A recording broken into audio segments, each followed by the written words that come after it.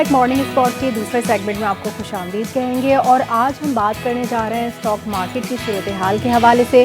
जैसा कि आप जानते हैं कि ईरान जंग ने महंगाई को उरूज पर ले गई है और जितने भी स्टॉक मार्केट है उसमें अगर आप सरमायाकारी को देख रहे हैं वो किस हद तक मुतासर हुई है, कौन से सेक्टर में क्या कमी बेशी हुई है, सोने चांदी की कीमतों में जो एकदम से इतना इजाफा देखने में आया है और इसी तरह कुछ मार्केट्स में कुछ सेक्टर्स में उतार चढ़ाव का सिलसिला जारी है। ख़ासतौर से ख़वातीन के लिए जो कि घर में बीसी डालती हैं उनके लिए क्या इन्वेस्टमेंट अपॉर्चुनिटीज़ हैं स्टॉक मार्केट में, इन तमाम सूरत हाल पर आज हम बात करने जा रहे हैं। बिल्कुल, इसके साथ साथ हम बड़े इंपॉर्टेंट इस टॉपिक को डिस्कस कर रहे हैं क्योंकि ये इम्पॉर्टेंट इसलिए है, एक तो जंगज़दा माहौल है, तो इस वक्त बड़ी इनस्टेबिलिटी देखी जा रही है स्टॉक मार्केट के अंदर। इन्वेस्टमेंट को कहाँ लेकर जाएं, जो इन्वेस्ट कर चुके हैं पहले ही अपने मिलियंस ऑफ अमाउंट, तो उसको कैसे मूव करें, और जो इस वक्त करने के लिए बैठे हुए इन्वेस्टमेंट, तो वो ये सोच रहे हैं कि आइदर हम इस वक्त करें या ना करें, ये सूटेबल टाइम है या नहीं है। ये सिर्फ एक्सपर्ट्स बता सकते हैं।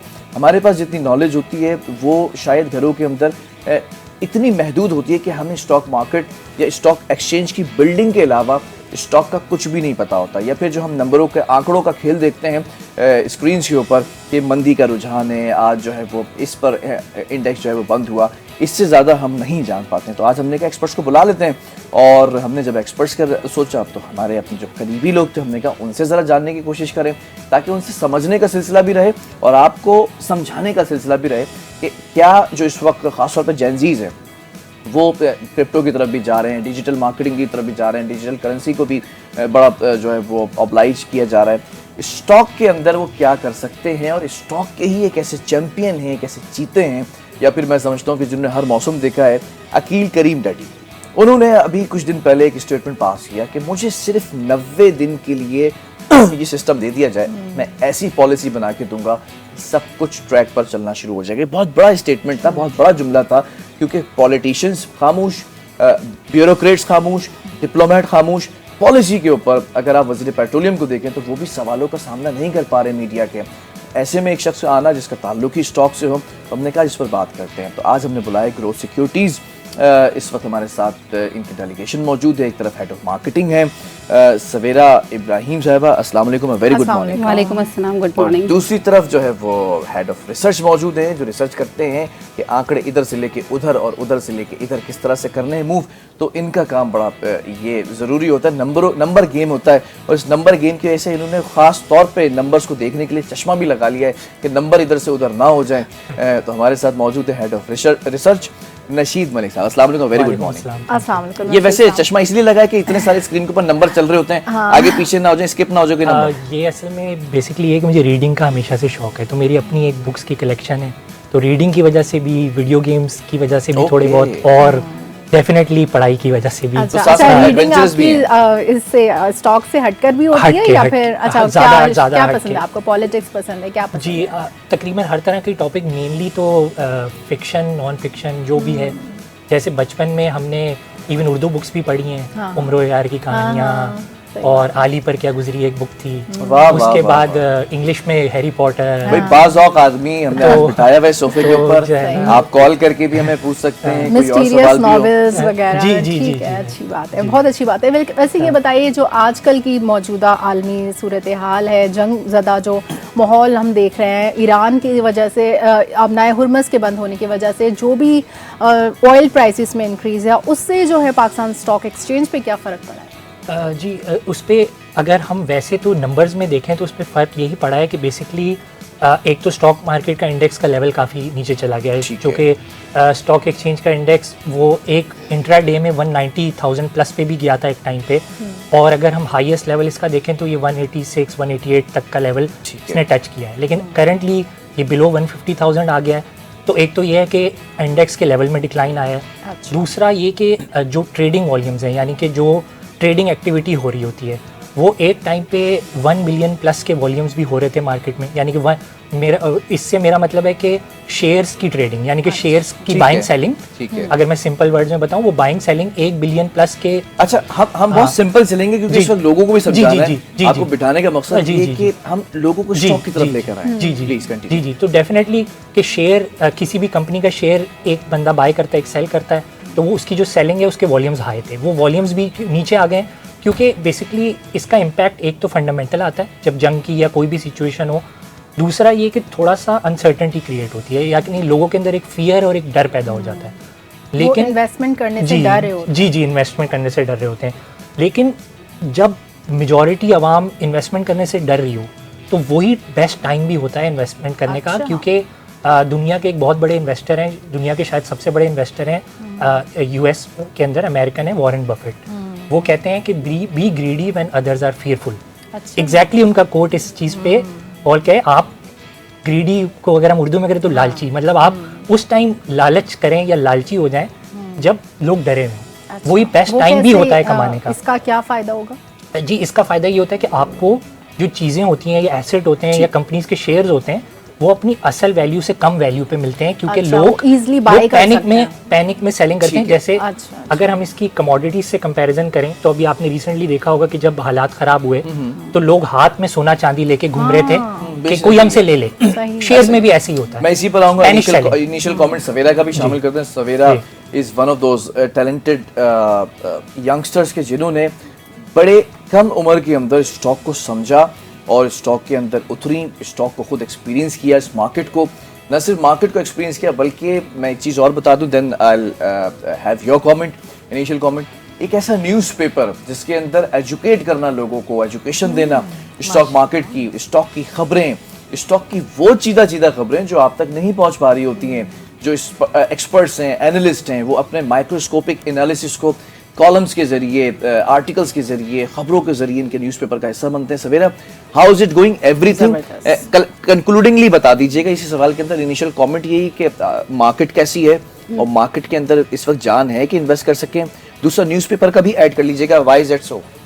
जी न्यूज़पेपर के रिगार्डिंग अगर बात करूं तो न्यूज़पेपर आपने जैसे बता ही दिया कि न्यूज़पेपर सब लोगों के लिए एक एजुकेशनल पर्पस के लिए था कि हम हर मीडियम के थ्रू लोगों को बताना चाहते हैं कि आप इन्वेस्ट करें स्टॉक मार्केट में। और जो लोगों का एक कॉन्सेप्ट है कि यहाँ पर लोग पैसा हार जाते हैं या समथिंग लाइक दैट, तो उस कॉन्सेप्ट को क्लियर करना था। क्योंकि जुआ सट्टे का भी कॉन्सेप्ट लगता है, ये क्या है? एग्जैक्टली बिल्कुल लगता है, क्योंकि जो नया आता है उसको पता नहीं चलता, स्पेकुलेशन या सुनी सुनाई बातों पर जो इन्वेस्टमेंट कर देते हैं। तो जब आपकी रीडिंग होगी तो डेफिनेटली आप रीड करके इन्वेस्ट करेंगे। तो दैट्स वेरी इंपॉर्टेंट कि जब भी आप इन्वेस्ट करें तो आप रीड करें कि वेदर आप जिस स्क्रिप्ट में काम कर रहे हैं उसकी फंडामेंटल क्या कहते हैं। बड़े बेसिक क्वेश्चन से आ जाता हूँ क्योंकि इस वक्त मुझे क्वेश्चंस आना शुरू हो गए हैं, जो कमेंट्स आ रहे हैं, लोग आपको लाइव देख रहे हैं। तो उन्होंने कहा कि सारी बातें ठीक है, फजीला साहिबा हैं गुजरांवाला से, भाई वो इंटरेस्टेड हैं, तो कह रही भाई कैसे इन्वेस्ट किया जा सकता है। बेसिक क्वेश्चन कर लेते हैं, स्टॉक मार्केट में और या स्टॉक में आने के लिए कोई अकाउंट खुलता है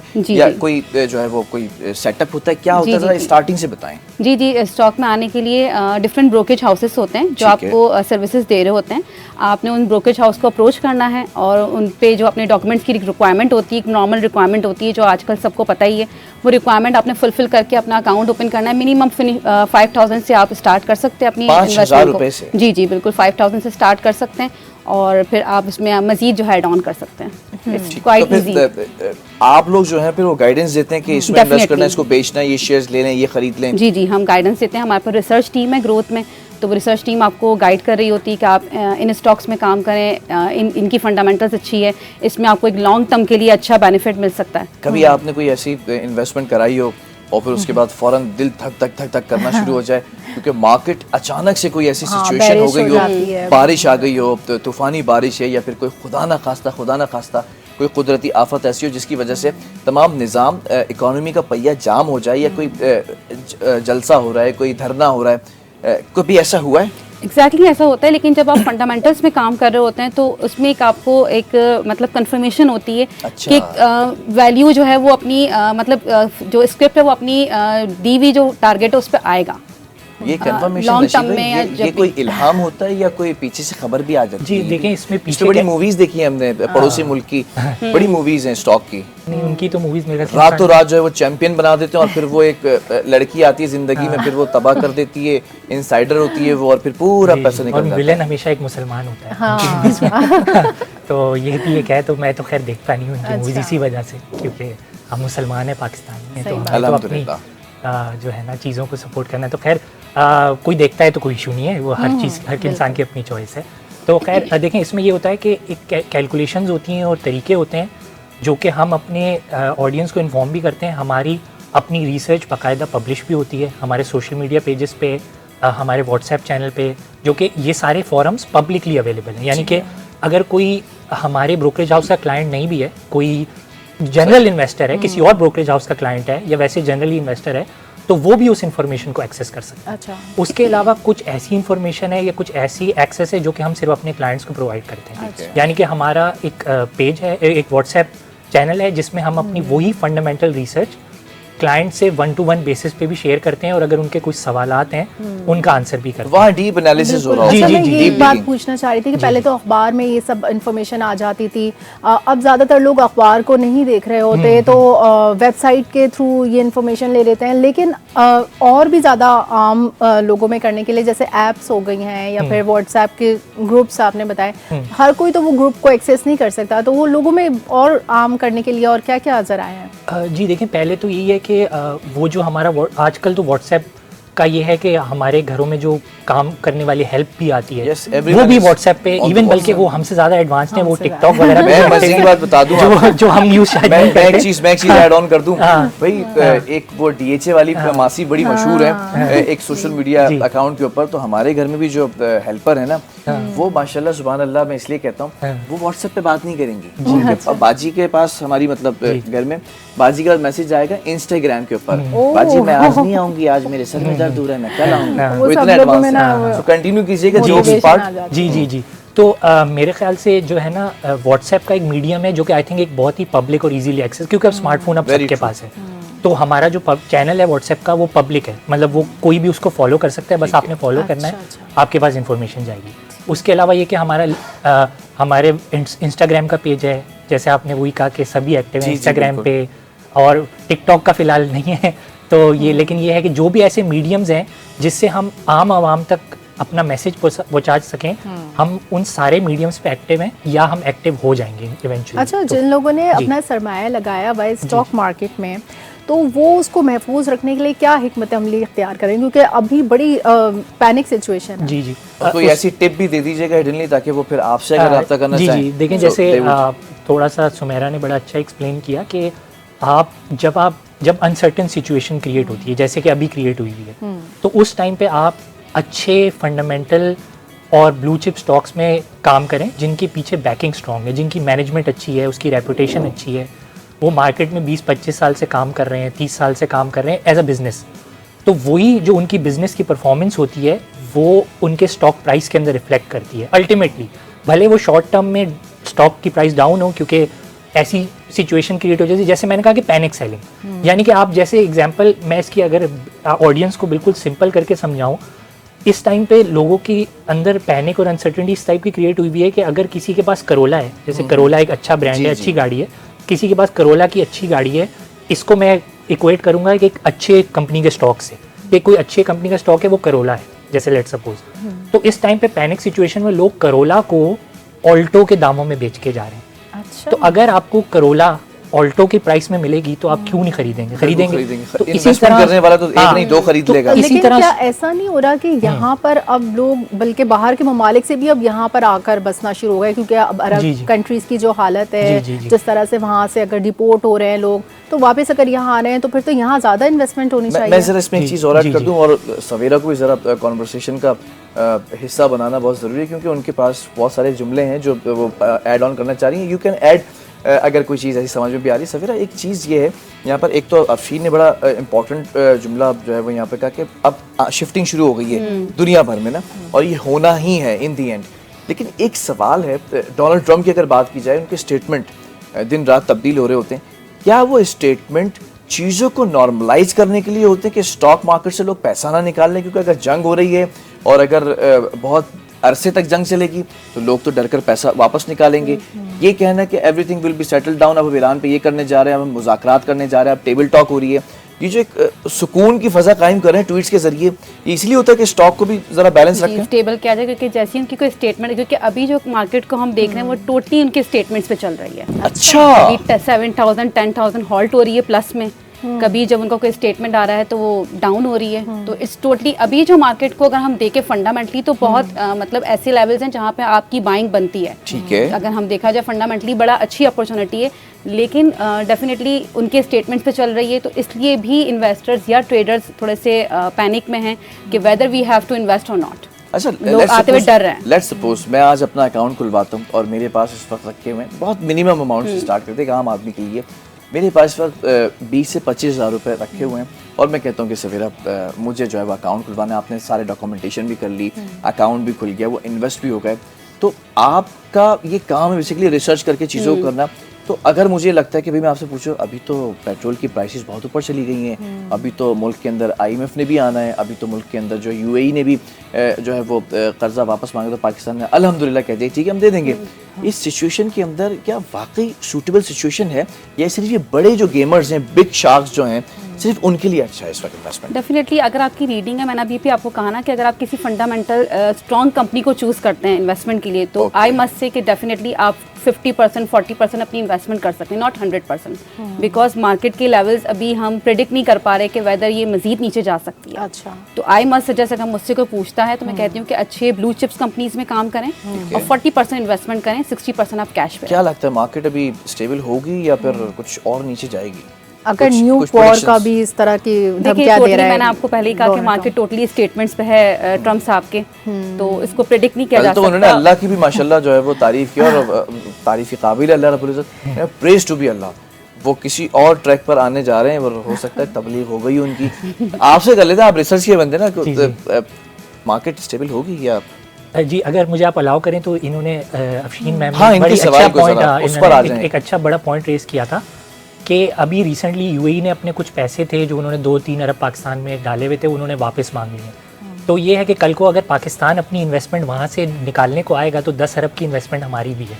तो अगर वो इन्वेस्टमेंट स्टॉक मार्केट में, वो वाली इन्वेस्टमेंट बता रहे हैं जो ऑन रिकॉर्ड है या ऑफ रिकॉर्ड भी बहुत बड़ी इन्वेस्टमेंट है? बोथ बड़े कॉम्बिनेशन है, बोथ महल और विलास भी हैं। जी, वो ऑफ द रिकॉर्ड जो वहाँ के रियल एस्टेट में इन्वेस्टमेंट हुई भी है वो भी है, और अभी ऑन रिकॉर्ड वाली बात कर रहे हैं, आपके निकालने तो ये सब कुछ तो वो तो फिर अगर निकालने पे आएंगे तो फिर उनको भी पता है कि हम भी हल्के नहीं हैं, हम भी हर तरह से हैं। तो बाकी है कि स्टेबल देखें, अगर मैं ऑनेस्टली बताऊं, क्योंकि देखें हमारा काम है ऑनेस्टली गाइड करना लोगों को, तो ऑनेस्टली प्रॉपरली स्टेबिलिटी उसी टाइम आएगी जब तक ये जंग की कोई क्लैरिटी नहीं आती। ठीक है, वेरी ट्रू। क्लैरिटी आना जरूरी है, भले क्लैरिटी ये आ जाए कि जंग अगले 5 साल चलेगी, क्योंकि मार्केट जो है ना वो अनसर्टन सिचुएशन पे नेगेटिवली रिएक्ट करती है, अनसर्टेनिटी को पसंद नहीं करती। अगर हमें कल को ये पता चल जाए ना कि मार्केट के जंग जो है वो अगले 5 साल चलेगी, तो मार्केट पॉजिटिव हो जाएगी। क्योंकि हमने एग्जांपल इस तरह की देखी हैं कि श्रीलंका डिफॉल्ट कर गया, वहाँ पे खाने को खाना नहीं है, राशन नहीं है, पेट्रोल पंप से फ्यूल नहीं है, लेकिन मार्केट ऊपर जा रही थी। अच्छा, वो कैसे? वो इसलिए था क्योंकि अनसर्टेनिटी खत्म हुई थी। श्रीलंका ने कह दिया था कि हम अपनी जो पेमेंट्स है ना, जो हमने इंटरनेशनल लेंडर्स को पेमेंट करनी है, अब हम नहीं करेंगे बस, क्योंकि हमारे पास है ही नहीं पैसे। तो लोगों ने कहा कि चलो क्लैरिटी आ गई, पहले था कि करेंगे नहीं करेंगे क्या होगा, तो क्लैरिटी पसंद करती है मार्केट। अल्लाह ना करे कि ऐसी सिचुएशन हो कि जंग लंबी चले, क्योंकि ह्यूमन लाइफ का लॉस भी हो रहा है। और तो ये है कि बस जो स्ट्रेट ऑफ हॉर्मूज है जहाँ से हमारा ऑयल और गैस आता है, उसकी रीओपनिंग हो जाए, भले अल्लाह करे थोड़े बहुत जंग हालात चलते रहें, क्योंकि दुनिया में तो चीज़ें चलती रहती हैं। वंस वो ओपन हो जाए और थोड़ी क्लैरिटी आ जाए तो मार्केट अगेन रिबाउंड करेगी। और मैं एक और बात बता दूं कि इस अनसर्टन सिचुएशन में भी जो स्टॉक्स हैं कुछ ऊपर भी जा रहे हैं, सारे स्टॉक्स नीचे नहीं जा रहे। ये बहुत इंपॉर्टेंट क्वेश्चन है, इस पर थोड़ा बात कौन से सेक्टर्स हैं जो ऊपर? अभी हमने रिसेंटली एक रिपोर्ट भी की थी एक IT कंपनी के ऊपर, तो वो जो है इन हालात में भी वो स्टॉक अपर कैप हो गया था, यानी कि हमने रिपोर्ट निकाली वो उसी दिन 10% ऊपर चला गया। तो आपको ये देखना होता है कि जैसे आपने कहा कि ऑयल की प्राइसेस ऊपर जा रही हैं और पेट्रोल की प्राइसेस ऊपर चली गई हैं, तो हमने फिर ऐसी कंपनीज को एवेल्युएट करना है जिनको इसका बेनिफिट है। क्योंकि स्टॉक मार्केट ना एक जो है ना मिठाई की दुकान है, यानी कि जिसमें हर तरह की मिठाई मिलती है। सही है, शुगर फ्री भी अब मिल रही हैं और वो मतलब भी किसी एक को फायदा होगा तो किसी एक का कहीं ना कहीं कम फायदा होगा। जी जी जी। एक सवाल है, आप दोनों में से जो आंसर करना चाहे, you both guys are allowed. Growth security एक बहुत बड़ी टर्म है और इस टर्मिनोलॉजी को पहले तो मैं चाहूँगा आम लफ्ज़ों के अंदर बताया जाए और फिर ब्रोकरेज हाउसेस का रोल क्या है, ये बड़ा इंपॉर्टेंट है। क्योंकि लोगों के बड़े पैसों का दिवालिया भी होता है और फिर दिवालिया होने के बाद उनका एक भरोसा उठ जाता है स्टॉक से या स्टॉक की दुनिया से, और फिर स्टॉक के अंदर बड़े गेम्स होते हैं। तो मैं चाहता हूँ ज़रा आसान लफ्ज़ों के अंदर पहले कौन जो है वो इस पर आप रशीद सिक्योरिटी के ऊपर। ग्रोथ सिक्योरिटीज़ जो नाम रखने का या ब्रांड का पर्पस यही था कि ग्रोथ हो, यानी कि जो कंपनी के अपने एम्प्लॉयज़ हैं उनकी भी ग्रोथ हो in terms of learning, in terms of monetary benefit, हर तरह से उनकी ग्रोथ हो। दूसरा ये कि जो क्लाइंट्स हैं, जो इन्वेस्टर्स हमारे साथ काम कर रहे हैं, उनको भी बेनिफिट हो, तो सबकी ग्रोथ हो। ये इस नाम रखने का पर्पज़ ये है। बाकी ब्रोकरेज क्या रोल प्ले करता है, बेसिकली ब्रोकरेज जो होते हैं वो हमारे जो रेगुलेटर्स हैं SECP और PSX, जो कि मेनली स्टॉक मार्केट को रेगुलेट करते हैं, ये उनकी तरफ से लाइसेंस्ड एंटिटीज़ होती हैं जो कि as a middle man act करते हैं, क्योंकि किसी और को इजाज़त नहीं है कि वो आपका पैसा लेके इन्वेस्ट करें। तो मैं इन्वेस्टर्स ऑडियंस के लिए ये भी एक जो है ना इम्पॉर्टेंट मैसेज दे दूं कि अगर कोई आपसे कभी ये बोले कि आप मुझे अपना पैसा दे दें, मैं लगा दूंगा स्टॉक मार्केट में, तो आप कभी भी इन फ्रॉड्स के अंदर नहीं आए। आप सिर्फ और सिर्फ लाइसेंस्ड ब्रोकर्स के साथ काम करें। PSX के ऊपर पाकिस्तान स्टॉक एक्सचेंज की वेबसाइट पे, securities and exchange commission of Pakistan SECP की वेबसाइट के ऊपर लाइसेंस्ड ब्रोकर्स की लिस्ट है। आप उस लिस्ट को देखें, वहाँ पे जो लिस्ट के अंदर लोग आ रहे हैं आप सिर्फ उनके साथ काम करें, क्योंकि वहाँ पे जो आपके अमाउंट है और जो अकाउंट का पैसा वगैरह है वो प्रोटेक्टेड होता है, क्योंकि आपका एक CDC में सब अकाउंट खुलता है जिसके अंदर आपके शेयर्स, आपका पैसा प्रोटेक्टेड है। अब पहले फ्रॉड हुए, लोगों का पैसा लेके भागे हैं, सब हुआ है, तो इसी चीज़ को अवॉइड करने के लिए रेगुलेटर ने अब लोगों का पैसा प्रोटेक्ट करने के लिए सब अकाउंट्स बना दिए हैं। तो बेसिकली जो आपका पैसा और आपके शेयर्स होता है वो ब्रोकरेज के पास नहीं होता, एक्चुअली उसका कस्टोडियन रेगुलेटर होता है। रेगुलेटर आपके पैसे और आपके शेयर्स की जिम्मेदारी खुद अब लेके नहीं भाग सकता। हाँ जी, क्योंकि उसकी जिम्मेदारी उसने ली। ठीक है। अच्छा, जैसे जो सरमायाकार होते हैं वो स्टॉक मार्केट के उतार चढ़ाव के दौरान कोई भी ऐसा कोई जज्बाती फैसला अगर कर लें, वो उनके लिए कितना नुकसानदेह साबित होता है? मतलब एक चेस गेम की तरह है कि इसमें आपने जो भी फैसला करना है वो फिर आपने इंस्टेंट करना है, लेकिन कोई जज्बाती ना हो, तो ये कैसे एवेल्यूएट करते हैं? जी सवेरा से मैं चाहूँगा इसका। जी देखें, स्टॉक मार्केट के बारे में अगर बात की जाए तो सबसे पहला पॉइंट है कि patience is the key of stock market. तो जो अक्सर ऐसा होता है कि कोई ऐसा मिसहैप होता है हमारे मुल्क में, आपको पता है छोटा सा भी कोई इवेंट होता है तो या कोई ऐसी चीज़ होती है तो लोग, सबसे बड़ा इम्पैक्ट इसका स्टॉक मार्केट पे आता है। बिल्कुल ऐसा ही है। तो लोग उसमें पैनिक में सेलिंग करना शुरू कर देते हैं। तो अगर आप फंडामेंटल्स में काम कर रहे हैं, अगर आप ब्लू चिप कंपनीज में आपकी पोर्टफोलियो आपने मैनेज किया हुआ है, तो मुझे नहीं लगता कि वहाँ आपको सेलिंग करना चाहिए, वहाँ आपको पेशेंटली होल्ड करना चाहिए। लेकिन अगर आप ये डिसीजन कैसे ये आपको काम डाउन भी करती है कि नहीं डरने की जरूरत नहीं है, हम डेफिनेटली वो कंपनीज एक मतलब नामवर कंपनीज हैं, तो डेफिनेटली उनके लिए आपको डरना नहीं चाहिए। लेकिन अगर आप कुछ इस तरह के स्टॉक्स में काम करें जिनकी अपनी फंडामेंटल कोई वैल्यू नहीं है, तो डेफिनेटली आप फिर यहाँ पर आप बिल्कुल लॉस में आ जाते हैं। तो इसीलिए मैंने कहा इसकी रीडिंग बहुत ज़रूरी है, और अल्हम्दुलिल्लाह हमने इसके रिगार्डिंग बहुत सारे कोर्सेज भी स्टार्ट किए हुए हैं जो इन्वेस्टमेंट के लिए आना चाहते हैं, जो लोग जो स्टूडेंट्स आना चाहते हैं, जो खवातीन आना चाहती हैं, उनके लिए बेनिफिट है कि हम कोर्सेज करवाते हैं फंडामेंटल और टेक्निकल्स के। तो आप हमें अप्रोच करें, हम आपको कोर्सेज के रिगार्डिंग मतलब के ज़रिए जो है सिखाएंगे कि कैसे आपको इन्वेस्टमेंट करनी है। मैं भी जो है वो इस कोर्स का हिस्सा बनना चाहता हूँ। मैं भी यही सोच रही हूँ क्योंकि मुझे इतनी ज़्यादा, बिल्कुल, क्योंकि रीडिंग बहुत ज़रूरी है। आप किसी भी चीज़ को मतलब किसी चीज़ को चूज़ करने से पहले उसको रीड ज़रूर करें, क्योंकि विदाउट रीडिंग आप उसको मतलब नहीं फाइंड आउट कर सकते। एक बहुत बेसिक सभी क्वेश्चंस हैं लोगों के दिमाग में अक्सर आता है, वो ये कि जैसे बैंक में लोग इंटरेस्ट से लेके डरते हैं, इसी तरह इस्लामिक पॉइंट ऑफ व्यू से ये स्टॉक मार्केट में जो हम पैसे इन्वेस्ट करते हैं उसकी क्या? जी, उसमें दो कंप्लाइंसेस होते हैं, शरिया कंप्लाइंस होते हैं, नॉन शरिया होते हैं। तो हाँ, जैसे बैंक्स में होता है, तो इसमें भी ऐसे ही आप अगर शरिया में करना चाहते हैं, बिल्कुल, तो आप जिस तरह शरिया में काम करना चाहते हैं, जैसे उतार चढ़ाव जो होता है उससे कोई नहीं, उसमें अगर फंडामेंटल्स में काम करें, शरिया में भी फंडामेंटल्स कंपनीज हैं और नॉन शरिया में भी हैं, तो आप फंडामेंटल्स में काम करें। सवेरा एक बात बताइएगा, without pointing towards anyone or any other businesses, I just want to ask कि लोग अक्सर और बेशतर देखते हैं बड़ी इजी इन्वेस्टमेंट होती है, मतलब बैंकिंग सेक्टर्स में जाते हैं, सबसे पहले मेरे पास अगर पैसे पड़े हों, चाहे वो 1 लाख रुपए हों, 2 लाख रुपए या 5 लाख रुपए हों, तो मैं सबसे आसान इन्वेस्टमेंट समझता हूँ कि मैं किसी अपनी बैंक की ब्रांच में जाऊँगा और वहाँ पे जाके जो इन्वेस्टमेंट उनके टूल्स होंगे उनसे रिक्वेस्ट करूँगा और वो फिर उसमें इन्वेस्ट कर देंगे। और आगे हम देखते हैं कि वो बैंक सेक्टर्स भी माशाल्लाह से बड़े इसी सेक्टर्स के अंदर जाके इन्वेस्टमेंट कर रहे थे, कभी रियल इस्टेट के अंदर कर रहे थे, कभी स्टॉक में, कभी गोल्ड में, कभी पेट्रोलियम के अंदर, देयर आर मल्टीपल ऑप्शंस। तो हम अगर उस चीज़ को हट कर ख़ुद वहाँ पर जाकर इन्वेस्ट करें through stock market, is it fruitful या फिर थोड़ा रिस्की है? देखिए, बैंक्स के थ्रू या इंश्योरेंस कंपनीज के थ्रू या म्यूचुअल फंड के थ्रू जो आप इन्वेस्टमेंट करते हैं, डेफिनेटली ये भी हमारे स्टॉक का एक पार्ट है। बिल्कुल ऐसा ही है। तो ये एक मीडियम है, लेकिन अगर आप डायरेक्टली स्टॉक में इन्वेस्टमेंट करते हैं तो उसमें रिटर्न्स आपके ज़्यादा हैं। मतलब उस शॉपकीपर से हटकर मैं रिटेलर के पास चले गया, एक डायरेक्ट अप्रोच है डेफिनेटली। अगर आप स्टॉक में अपनी इन्वेस्टमेंट करते हैं डायरेक्टली, तो ये जो म्यूचुअल फंड है या बैंक्स हैं, इंश्योरेंस है, दिस इज द मीडियम, मतलब एक ब्रिज है ये। लेकिन अगर आप डायरेक्टली हमें मतलब स्टॉक में अगर अप्रोच करते हैं तो उसका आपको रिटर्न ज़्यादा है। अच्छा, सिक्योरिटी की अगर बात कर ले तो रिस्क फैक्टर भी ज़्यादा है या वो ज़्यादा सिक्योर है? रिस्क फैक्टर जी, रिसर्च वाले सर बताएंगे। जी, रिसर्च क्या कहती है आपकी? देखें, इसमें जो है ना, जैसे मैंने आपको कहा कि अगर आप इन्वेस्टर हैं तो आपके पास स्टॉक मार्केट में हर तरह की इन्वेस्टमेंट मौजूद है। स्टॉक मार्केट यही ऑप्शन आपको प्रोवाइड करता है। आपके पास कम रिस्क वाली इन्वेस्टमेंट भी मौजूद है, हाई रिस्क पे भी, हाई रिस्क वाली भी मौजूद है। अब सबसे पहले जब देखें, इन्वेस्टर्स जो है ना, सबसे पहले जब स्टॉक मार्केट में आते हैं, मेरे ख्याल से ना वो कंफ्यूज्ड होते हैं। जैसे आपने भी मुझसे पूछा था कि ऑडियंस को बताया था कि मैं स्टॉक खोलूं, मैं कैसे इन्वेस्ट करूं। सबसे इंपॉर्टेंट बात यह है कि आप अपना ना गोल डिफाइन करें कि मैं इन्वेस्ट करने आ रहा हूं तो मेरा गोल क्या है।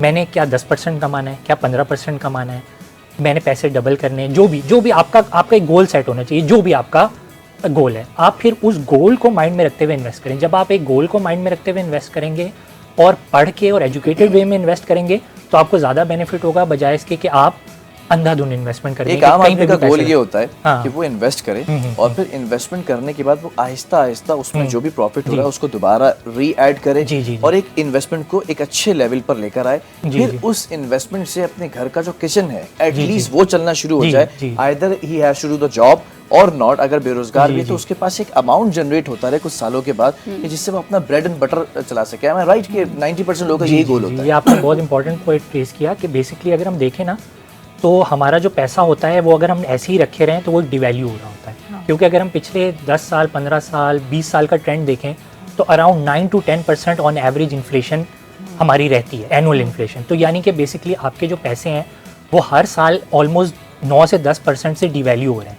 हमने बचपन में देखा होगा कि हमारे दादी दादा वालिदैन हमारे जब हमें बचपन में स्टोरीज सुनाते थे तो वो कहते थे हमारे ज़माने में तो हम अठन्नियाँ चवन्नियाँ लेके जाते थे और क्या कुछ खरीद आते थे। उसी तरह से जब हमारा बचपन रहा है, मैं तो थोड़ा सा जाहिर सी बात है बड़ा हो गया हूँ, आप लोग यंग हैं शायद, तो मेरी 30+ एज है, तो हम लोग का भी जब बचपन था हम लोग मैं आपके साथ तो जो है मतलब ये मैंने ये ना कहा मैं बोलूँ आप लोग बोले यार ये पता नहीं कौन आ गया, तो हमारे ज़माने में तो ऐसे नहीं होता। तो खैर जब हम स्कूल में थे तो हम लोग 5 to 10 रुपीज़ घर से लेके जाते थे और उसमें पता नहीं क्या कुछ आ जाता था। 3 रुपए मिला हाँ, हम मुझे तो शायद उतने भी नहीं मिलते थे, मैं घर से लंच लेके जाता था। समोसे खाते थे, एक में गोला घंटा खाते थे और एक में वो पापड़ आते थे, वो खा लिया करते थे। तो अब तो आप सवाल ही नहीं पैदा हो सकता कि आप 5 रुपए 10 रुपए लेके जाएं तो आपको इवन कोई टॉफी भी शायद दे। सही बात है। टॉफी तो अब ऐसे ही आपके 5 रुपए 10 रुपए इन्फ्लेशन रेट बढ़ा है। हाँ, तो आपका पैसा डिवैल्यू हो रहा है। तो एटलीस्ट आपका टारगेट ये तो होना चाहिए कि आपने उस डिवैल्यूएशन से बचना है। मैं आपको इसकी एग्जांपल एक देता हूँ। एक कंपनी का स्टॉक है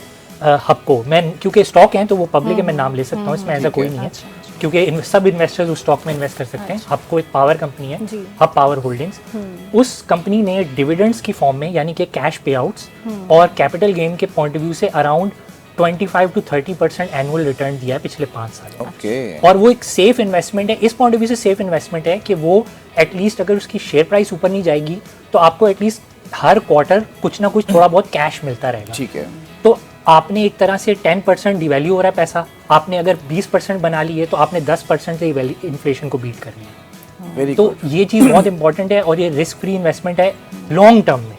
आपने स्टॉक मार्केट की इन्वेस्टमेंट को हमेशा लॉन्ग टर्म में देखना है कि मैं पैसा डाल के, जैसे हमारे यहाँ अमूमन होता है कि लोग सोने में पैसा डाल देते हैं या कोई प्लॉट ले लेते हैं, तो आप उसी तरीके से कुछ पैसा या कुछ अमाउंट आप डाल के भूल जाएं। समझ आपने प्लॉट पर इन्वेस्टमेंट्स होनी चाहिए। हाँ, कि आपने प्लॉट ले लिया, आप ऐसे करें प्लॉट ले लिया है तो उसका आपको इंशाल्लाह 10 साल 5 साल बाद रिटर्न आपको सामने नजर, मतलब आपको रिटर्न दिखता है इसमें, एक स्टेबिलिटी आ जाएगी। सवेर अब वक्त बहुत कम रह गया है लेकिन सवाल बड़ा इंपॉर्टेंट है।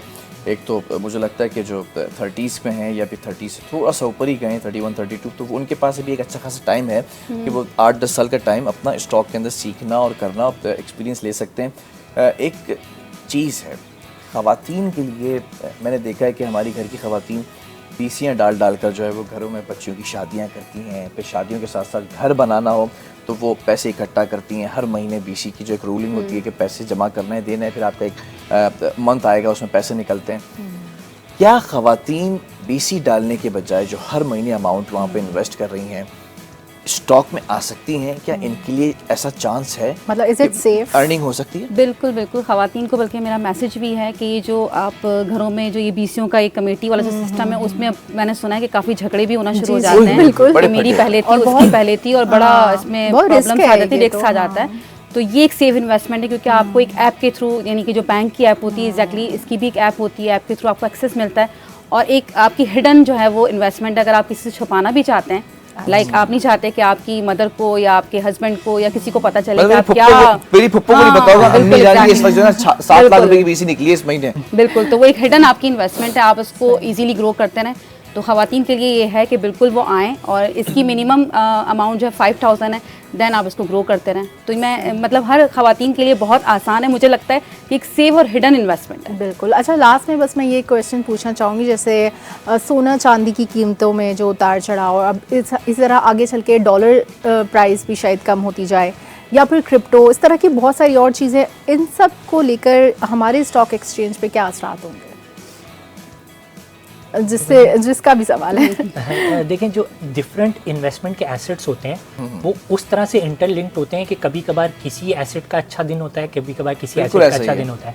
क्योंकि आपने देखा होगा कि 5000 पर आउंस से क्रॉस कर गई थी एक टाइम पे गोल्ड की प्राइस, सिल्वर की प्राइस भी काफ़ी हाई चली गई थी। लेकिन अब ये जब से अनसर्टेनिटी क्रिएट हुई है ना, तो उसकी वजह से कमोडिटीज़ की प्राइसेस नीचे आ गई हैं। तो ये चीज़ें ना इन्वर्सली प्रोपोर्शनल या ऑपोजिट डायरेक्शन में चलती हैं कि ऑयल की प्राइस ऊपर गई तो बाकी सारी कमोडिटीज की प्राइसेस नीचे आ गई। ठीक है। तो ये एक साइकिल और एक साइकिल और ट्रेंड चलता है। जैसे फिर जैसे आपने क्रिप्टो का नाम लिया, अब क्रिप्टो में ये है कि इसकी वैल्यूएशन करना बहुत डिफिकल्ट है अगर फंडामेंटली देखें, क्योंकि इसके पीछे कुछ बैकिंग नहीं है। और अगर हम specially Islamic point of view से देखें तो ऑब्वियसली बिल्कुल नॉन शरिया कंप्लायंट है, और स्टेट बैंक ने भी कोई इसके लिए नहीं। अब हमारा रेगुलेटर आहिस्ता आहिस्ता इस चीज़ को रिकग्नाइज कर रहा है। लेकिन अगर इस्लामिक पॉइंट ऑफ व्यू से देखें, क्योंकि इस्लाम कहता है कि कोई भी इन्वेस्टमेंट हो उसके पीछे कोई ना कोई एसेट होना चाहिए। ठीक है, एसेट की बैकिंग होनी चाहिए। आप इवन इस्लामिक बैंक से जब गाड़ी के लिए लोन भी लेके जाते हैं तो जो आपकी गाड़ी होती है वो एज अ कोलेट्रल या एसेट होता है, जिसके ऊपर आप रेंट दे रहे होते हैं। रेंट दे रहे हो तो रेंट पे कर रहे जी, रेंट पे कर रहे होते हैं। तो इसमें कोई एसेट नहीं है। तो देखें, अगर कोई शरिया कंप्लायंट इन्वेस्टर है वो तो बिल्कुल इसमें ना जाए। हाँ, अगर कोई करना चाहता है, कन्वेंशनल है, तो आपने जैसे रिस्क की बात की थी, तो क्रिप्टो बहुत हाई रिस्क भी है। क्योंकि एक तो ये कि क्रिप्टो की मार्केट कभी बंद नहीं होती, आपने 24 घंटे बैठा रहना। वक्त बिल्कुल खत्म हो गया, लेकिन एक स्टेटमेंट मैं जरा इजाज़त लूँगा प्रोड्यूसर साहब से। 90 दिन की पॉलिसी भाई एकेडी साहब ने कहा है, तो जैसे ये पॉलिसी और एक एक्सपीरियंस है, फिर आप भी उसी ब्रांच का हिस्सा हैं, आप भी स्टॉक के लोग हैं, एक्सपर्ट हैं। ज़रा एक एक करके जल्दी से जुमला दे दें कि आप लोगों के पास ऐसी पॉलिसीज़ हैं कि मुल्क का जो पहिया है वो तेज़ी से चल पड़ेगा इस जंगज़दा माहौल में भी? जल्दी से हाँ या ना में जवाब दे दें। जी जी जी, बिल्कुल, क्योंकि ऑब्वियसली जिसका पैसा लगा हुआ होता है या जो बिजनेसमैन होता है उसके स्टेक्स बहुत हाई होते हैं। वो चाहता है मुल्क तरक्की करे, उसकी रेटिंग ज़्यादा होती है। मुल्क तरक्की करेगा तो उसका बिजनेस भी तरक्की करेगा। आपके पास भी कोई है ऐसा? डेफिनेटली, अगर एकेडी सर ने दे दिया है तो he is the king of PSX, तो डेफिनेटली उनका स्टेटमेंट कुछ सोच समझ कर ही है। चलो, बहुत शुक्रिया आपका। सवेरा आपका भी बहुत शुक्रिया, और नशीद आपका भी बहुत शुक्रिया। एक अच्छा इन्फॉर्मेटिव सेगमेंट रहा। उस सेगमेंट के अंदर ये सीखने का मौका मिला कि अपनी इन्वेस्टमेंट्स को जब तक आप गोल्ड में, सिल्वर में, या फिर बीसी डालकर, या फिर मुख्तलिफ जगहों पर प्लॉट ख़रीद कर रहे थे, एक ये भी इन्वेस्टमेंट टूल है। इस टूल को भी आप एक्सपीरियंस कर सकते हैं, और इससे नकालों से होशियार रहें, धोखेबाजों से बचें। और जो लिस्टेड कंपनीज़ हैं जो जिसके अंदर बाकायदा पता है कि भाई इनकी जो क्रेडिबिलिटी है वो हमारे सामने है, तो उनमें आप जाके इन्वेस्ट कर सकते हैं। ये भी एक अच्छा है, और इससे मुल्क को भी आगे बढ़ने में एक सपोर्ट मिलेगी। जितने यंगस्टर्स हैं वो अगर अभी 30s में हैं या 20s में हैं, वो भी इन्वेस्ट कर सकते हैं, कोई क़ैद नहीं है। इसी के साथ प्रोग्राम का वक्त भी ख़त्म हो चुका है, और हमारे प्यारे प्यारे खूबसूरत से जो गेस्ट हैं और प्यारी सी जो को होस्ट हैं उनको दीजिए इजाज़त। कल एक बड़ा ज़बरदस्त टॉपिक होगा, और उस टॉपिक का ताल्लुक है ट्रांसजेंडर से। और पहली ट्रांसजेंडर जो कि वकील बनी है, एडवोकेट हैं, इस कराची शहर में रहती हैं, कल वो आ रही हैं, और उनसे जानेंगे कि क्या हर्डल्स हैं और क्या उनकी जो है वो अचीवमेंट्स हैं। तमाम चीज़ों का तज़किरा करेंगे कल। अल्लाह हाफ़िज़।